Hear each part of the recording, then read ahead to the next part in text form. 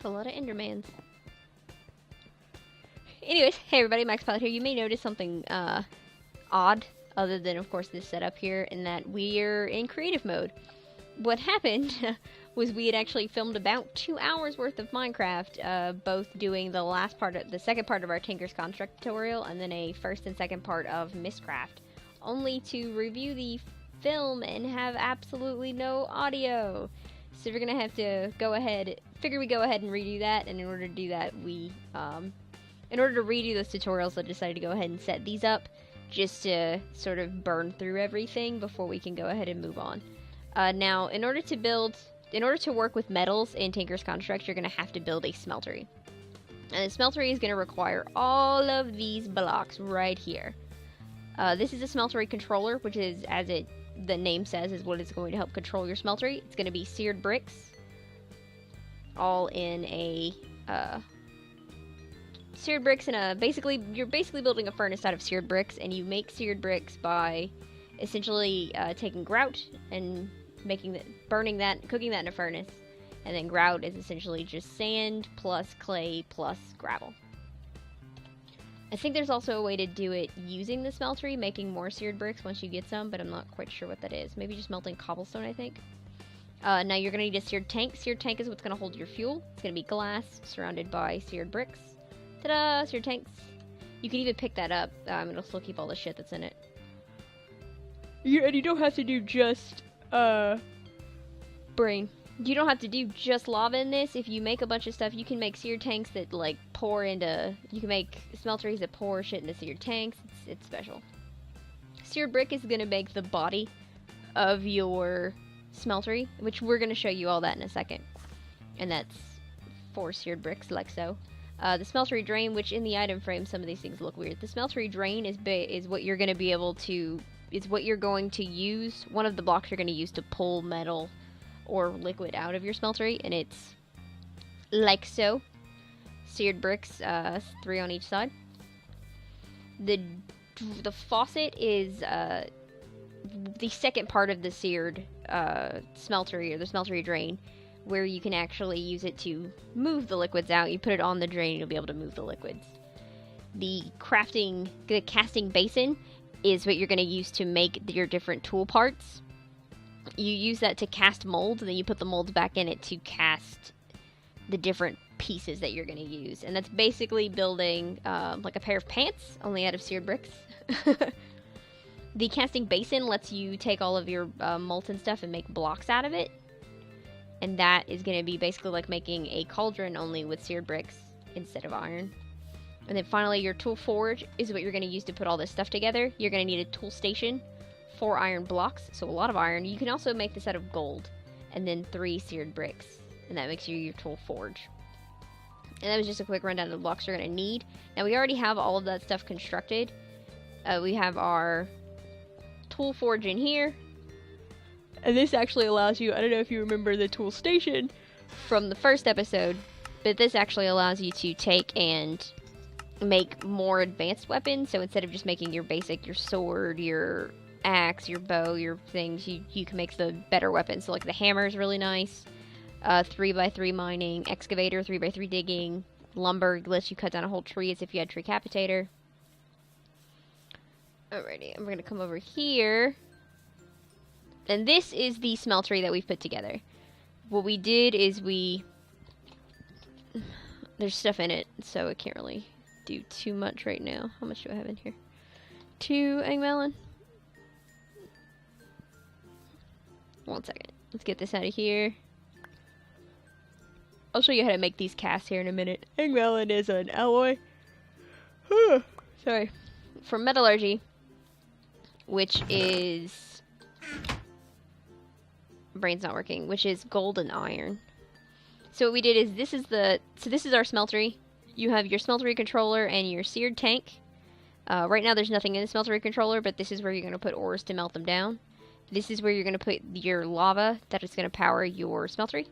Most of this is made out of bricks. What I do, and you know, everybody can make it differently. I put a casting basin over here. If I'm just trying to melt down ores so I can make it more compact, I'll melt them down and I'll put them in blocks, and this is what's going to do that. And then this is the casting basin, if we want to, or casting table, if we want to make different tool parts. Each of those has a drain with a faucet connected to it. And when I make my smelteries, I don't want to jump in because it's going to get blood in it. When I make my smelteries, I like to go down so it looks kind of squat on the top, but it's very deep. This one isn't. This is a beginner smeltery because you need a lot of stuff for that. So the first thing we want to do is we want to get some casts made. Now I have casts for some of this stuff, so I'm just showing you guys. Whoop. Why didn't you go in? I'm just showing you guys for the sake of you knowing how to do it. What we're going to do is we're basically going to be making a pickaxe. I don't know what we're going to make it out of. Probably iron. But we're just going to be making a pickaxe. And the way that's going to work is we're going to take a stone bar. You basically, to make a cast... Here, I'll show you. I'm getting ahead of myself. This is going to melt down, and it's going to give us gold ore. So let's get ready to make a cast. I'll show you how to make the ingot cast first. Sorry, I'm in creative. It keeps confusing me. So we're going to put an ingot there. You could also use a seared brick if you don't yet have an ingot. Or even just a brick in general. So long as you have something ingot shaped, and you put it there, and you use the you use the gold to make the cast, it'll make an ingot cast. So you don't even have to have an ingot to make one. So this is melted all the way down, and it works just like any other mod that gives you that breaks down your ores. This one gives you 2 for 1, so 1 ore equals 2 ingots. And to make a cast, we're just gonna... Oh, I can't make one of Angmalon, apparently. I'm stupid. Put that there. Yeah, so we click on it. Oh, I think we stopped it. There we go. Having some trouble today. Right, you click on it, it fills up, and then it dries, and you have an ingot cast. Take that out. We already have an ingot cast, so we're actually... And if you don't need a cast anymore, just, you normally are able to just toss it back into the smeltery, but I guess not anymore. Okay.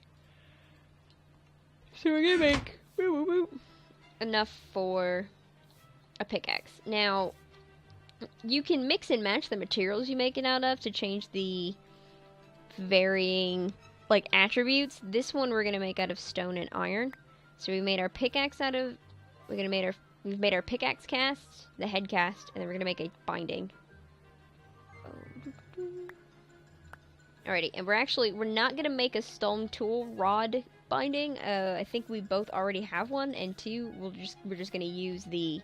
We already have one, and B, we're just gonna use the rod to make the tool as opposed to making like an iron tool or anything, because it's kind of pointless. It's not, well, it's not that pointless, but let's see. And let's go ahead and clear this out. We're going to clear the gold out of here, because if you try to put iron in here, the gold is just going to turn into Angmalon, which I think is slightly more durable than iron, but I don't need more of that stuff. I made that mistake earlier. So remember to be very careful about what you put in your smeltery, mostly because a lot of metals are going to mix that you don't realize are going to mix. So we're going to toss that in there. Everyone watch that melt. Okay, so our molten iron is now melted. So we're going to come over here. We need the tool binding. So we're going to fill that up. And this is going to use however many ingots it needs. So if you mouse over it and it says it needs 1 ingot, then it's going to make 1 ingot. And sometimes they don't need a full ingot. So they'll use like 1 point something and you'll end up with nuggets. It's weird. Go ahead and put these back up. Alright, and then at this point it works just like putting together any of the other tools. You're going to take this to your tool forge. Oop. Click on the pickaxe. You're going to put that there, that there, that there. I'm going to call this the re-pickening. Whoop. Ooh, fingers in the wrong spot. Re-pickening. And there you have it. You have a iron pickaxe. And you can do the same thing you can do with the stone ones. You can actually get iron. You can use iron to come over here and repair it in your... Well, they'll come over here and repair it. You repair it in your tool forge. And you do that essentially the same way you repaired the stone one. You have it right here. You put your weapon here, and you put the items you want to repair it with as well. You can also add modifications to it. I think we have some lapis. Here, we can actually add a diamond to it too. I think we can do 2. So what you do, if you want to add, and these different things, and we went over this book, and we'll probably go over it more in depth later. You put this there, and you actually increase the durability by 500, which is awesome. And then you put it back to add more. And then we're going to put some lapis. That's going to make it have fortune, essentially. But you can only do it 1 at a time. You can technically do it 2 at a time. See, I can split it up. And as you can see, it sort of changes the appearance of it based on what you add to it. And if you shift, if you hold your mouse over it and you shift, you can actually see the breakdown of everything. So how much durability it has, what's its effective durability, meaning what it can, you know, do usually. Stonebound, I think, is the lower the durability gets, which is why it has effective durability. The lower the durability gets, the faster the weapon goes, or it goes, I think. Yeah, you can see our mining speed is pretty slow. It tells us what we can mine, like up to what level, so that means obsidian we can mine anything that's on obsidian and lower, and then tells us what modifiers we have and how much damage we do and all that shit. And that's how you make a weapon in Tinker's Construct using metals. As you can see, we already tested out a hammer over here, because that was what we made in the original video, and that didn't really quite work out in our favor. But yeah, so thanks for bearing with me on this really quick run through of the second part of Tinker's Construct. We'll probably hit this again once we get more metals saved up, because that way we can start doing alloys, and we can start super modding some weapons and seeing exactly what we can come up with. And again, thanks for watching, bye!